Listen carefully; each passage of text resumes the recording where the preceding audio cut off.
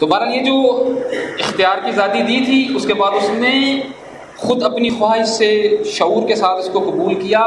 تو یہ جو عہد بنایا کلمہ لا الہ الا اللہ محمد رسول اللہ کہہ کر، اس عہد کے جڑ جانے سے جو ضروریات تھیں، جو لوازمات تھے اس کے ساتھ منسلک، جو بندے کو اس کلمہ پڑھ لینے کے بعد، یہ صرف ایک دروازہ ہے، یاد رکھیے یہ کلمہ ایک دروازہ ہے، یہ کل نہیں ہے، یہ اس کا ایک دروازہ ہے.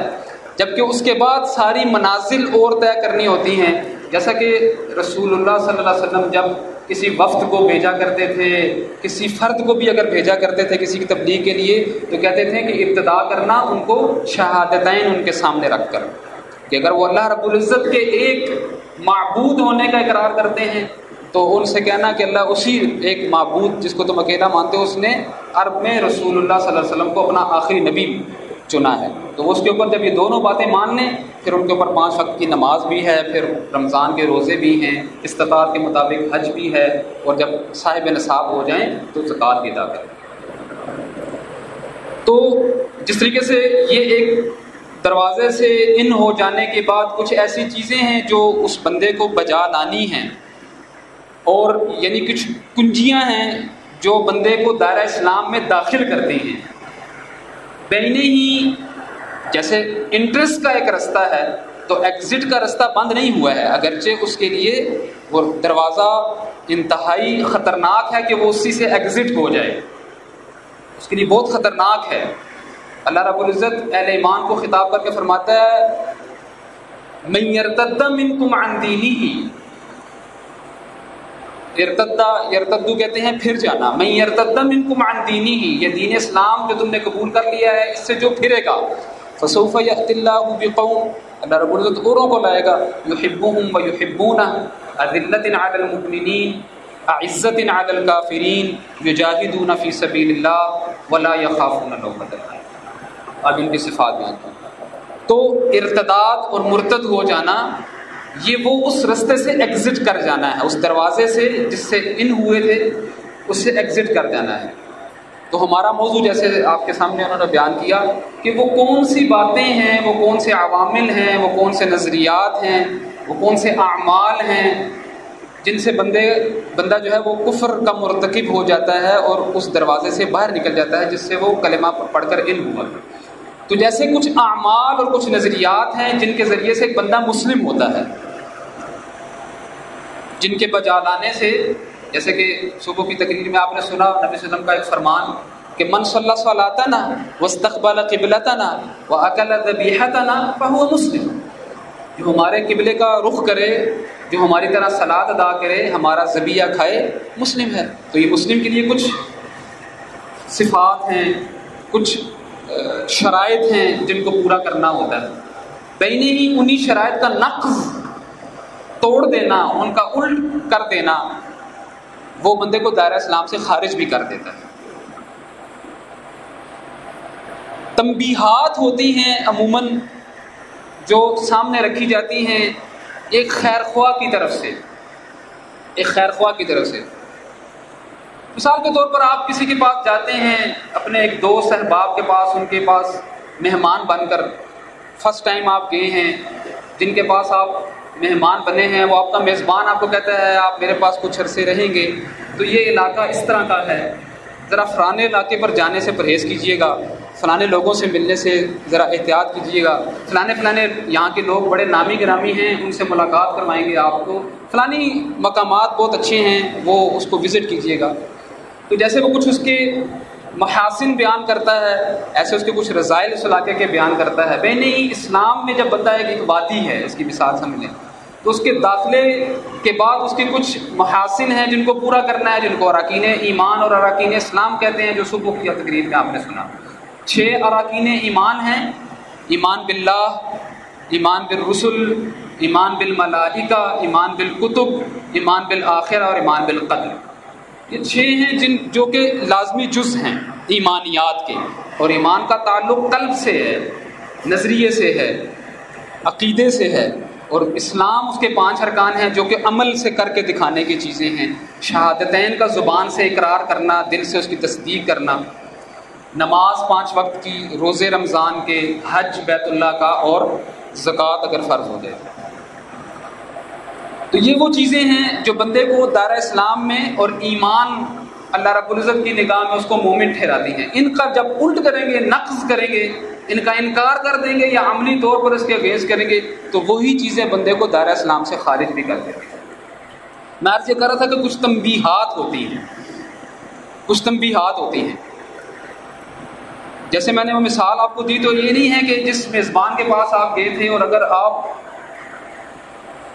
لا علمی میں ایک ایسے رستے پر چل پڑے جو کہ ان منہیات میں سے تھا جن کے بارے میں روکا گیا تھا کہ یہ چیزیں نہیں کیجیے گا ورنہ آپ کسی مشکل میں پڑ جائیں گے، حتیٰ کہ آپ کی جان کو بھی خطرہ ہو سکتا ہے.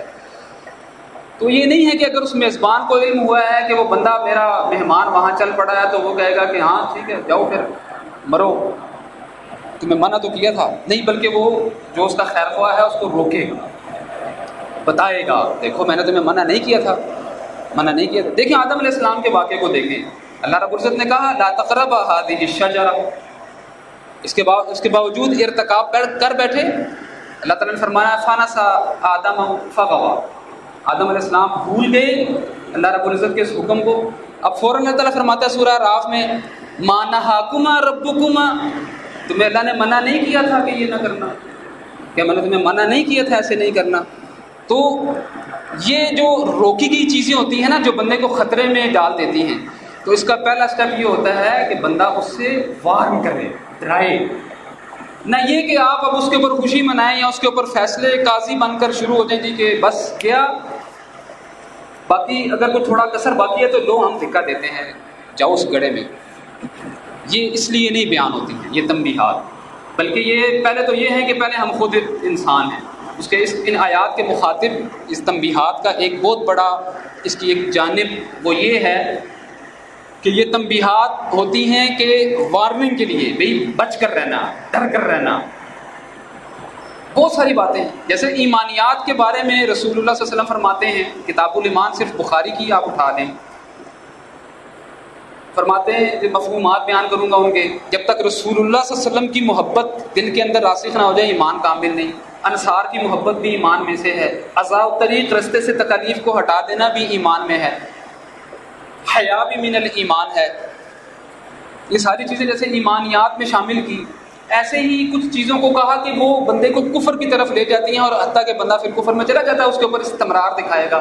سباب المسلم فسق وقتالہ کفر، اس کو گالی دینا مسلمان کا مسلمان کو بہت بڑا گناہ ہے، اور اس کو قتل کرنا بندے کو کفر کی طرف لے جاتا ہے. تو اسی طریقے سے اور بہت ساری چیزیں جو بندے کو اس طرف لے جاتی ہیں جو بندے کو آخر کار دائرہ اسلام سے. تو یہ تنبیہات ہوتی ہیں، ان کو روکنا ان کا مقصد ہوتا ہے، وارن کرنا مقصد ہوتا ہے. تو آپ جب اس چیزوں کو بیان کرتے ہیں اور یاد رکھیے کہ یہ جو جب ہم بیان کرتے ہیں کہ فلانی چیز شرک ہے، فلانی چیز کفر ہے، وہ بندے کو دائرہ اسلام سے خارج کر دیتی ہے، تو یہ اس کا بیان ہوتا ہے اپنے لیے اور اپنے بھائیوں کے لیے، تاکہ ہم اس سے بچ سکیں. یہ فتویٰ نہیں ہوتا ہے،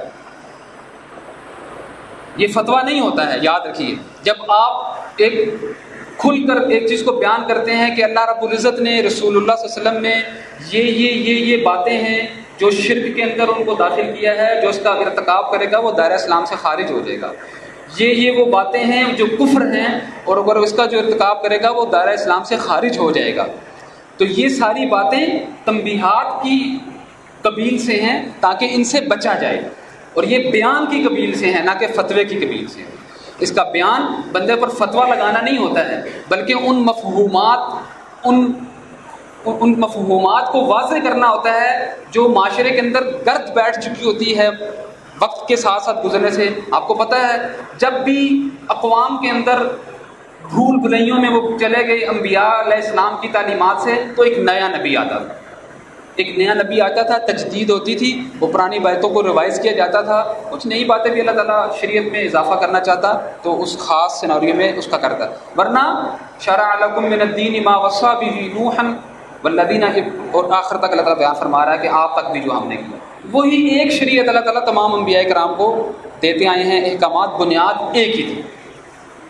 تو اب تو کسی نبی نے نہیں آنا ہے، رسول اللہ صلی اللہ علیہ وسلم خاتم النبیین ہیں، یہ ان کے اوپر نبوت کے ان کے نبی ماننے کے لازمی جز ہے کہ یہ مانا جائے کہ وہ خاتم النبیین ہے۔ تو کسی نبی نے نہیں آنا ہے، تو امتیوں کی ذمہ داری ہے کہ جب اقوام کے اندر وہ زوال پذیر ہوں ایمانیات میں، عقائد میں، اعمال میں، تو وہ ان کی اصلاح کریں، وہ مصلح بنے، وہ داعی بنے، جو اس کی بنیادی ذمہ داری ہے۔ قل هذه سبیلی ادعو الی اللہ علی بصیرۃ انا ومن اتبعنی۔ نہ بھی آپ اس مانیں تو یہ ہماری ذمہ داری ہے، ہر ایک کی ذمہ داری ہے کہ وہ داعی ہے، بائی برتھ داعی ہے، بائی ڈیفالٹ داعی ہے، اس کی ذمہ داری ہے کہ وہ دعوت دے گا جو جہاں تک اللہ تعالیٰ نے اس کو علم دیا ہے۔ یہی رسول اللہ صلی اللہ علیہ وسلم فرماتے ہیں بلغوا عنی ولو آیا۔ تو اس کی جو بنیادی ہماری حیثیت ہے ایک مسلم کی، وہ داعی کی ہے۔ یہ جو ہم قاضی بنا دیے جاتے ہیں یا بن جاتے ہیں، یہاں سے پرابلم شروع ہوتی ہے کہ جو دیکھیں وہی بات آپ نے کرنی ہے، آپ نے وہی کنٹینٹس بیان کرنے ہیں کہ یہ چیزیں شرک ہیں۔ داعی بیان کرے گا تو اس انداز سے بیان کرے گا کہ وہ لوگوں کے لیے مصلح بنے، خود بھی بچے، دوسروں کو بھی بچائے۔ مفتی صاحب اس لیے بیان کریں گے کہ وہ فتویٰ لگائیں انہی باتوں سے۔ تو ایک ہی چیز کو لے کر چلنے کے دو مختلف پہلو۔ تو سب سے پہلے تو اپنے آپ کی اپنی ہم حیثیت پہچان لیں گے تو ایک بہت بڑا مسئلہ حل ہو جائے گا، جو تکفیر کے باب میں ہم جس سے نبردآزمان۔ جب ہماری حیثیت ہمیں معلوم ہو جائے گی، یہ ضروری ہے۔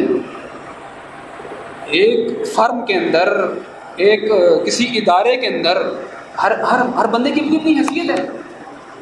آرمی کے اندر دیکھیں، فوجوں کے اندر دیکھیں، عدلیہ کے اندر دیکھیں، حتیٰ کہ ایک مسجد دیکھ لیں، مسجد کی ایک کمیٹی بنائی جاتی ہے، ایک خزانچی ہے ہاں جی، ایک خطیب ہے، ایک مؤذن ہے، ایک جو ہے وہ امام ہے۔ اسی طریقے سے دوسرے معاملات کی ذمہ داری بھی کسی ایک کو دی، ہر ایک کو اپنی اپنی ذمہ داری دی ہے نا۔ جس کو جو ذمہ داری ہے وہ اس کو نبھائے۔ دوسروں کی سیٹ پر اگر آ کر وہ براجمان ہو جائے گا تو مسائل ہی پیدا کرے گا، آپس میں رکاوٹیں ہی پیدا ہوں گی اور مسائل پر بے نہیں۔ اللہ رب العزت نے ہماری حیثیت بتائی ہے، اگر ہم اس حیثیت کو پہچانیں گے تو بہت اسٹریم لائن چلیں گے، بہت اچھے انداز سے چلیں گے۔ لیکن اگر اسی حیثیت کو خراب کر دیا اور دوسری کی سیٹ کے اوپر آ کے براجمان ہو گئے تو معاشرے کے اندر بگاڑ کا باعث ہوگا۔